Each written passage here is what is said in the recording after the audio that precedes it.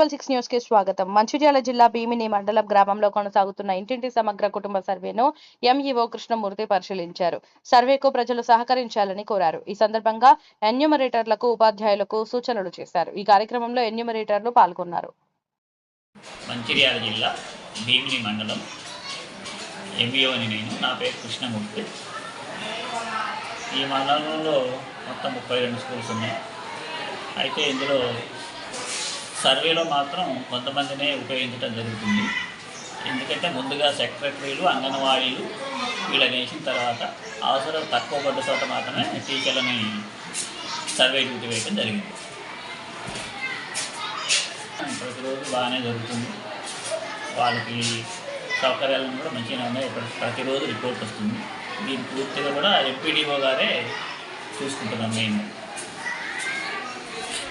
దాదాపుగా ఒక్కొక్క ఎన్యూమరేటరు 25 దాకా 25 దాకా చేయగలుగుతున్నారు. ఇంకో 2-3 రోజులు అయిపోయే అవకాశం కూడా ఉంది. సహజంగా గ్రామాలలో పనులకు పోతుంటారు కాబట్టి పొద్దున్నే 6 నుంచి 9 లోపు చేస్తున్నారు. తర్వాత సాయంత్రం 5 తర్వాత లేదా 5:30 తర్వాత మాత్రం వీళ్ళు అందుబాటులో ఉంటున్నారు. దానికి కూడా మేము అవకాశం ఇచ్చాం.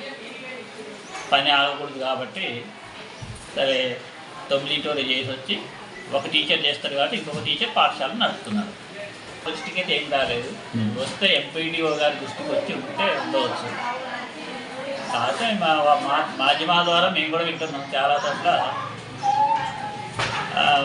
అది ఎందుకు ఇది ఎందుకని అనుమానాలు, ప్రజలకున్న అనుమానాలు. ఇంతకుముందే కూడా మా సిఆర్పి గారు ఫోన్ చేసి మంచిర్యాలలో పడితే బెల్లు పెట్టినా డోర్లు తీయట్లేదని చెప్పడం జరిగింది.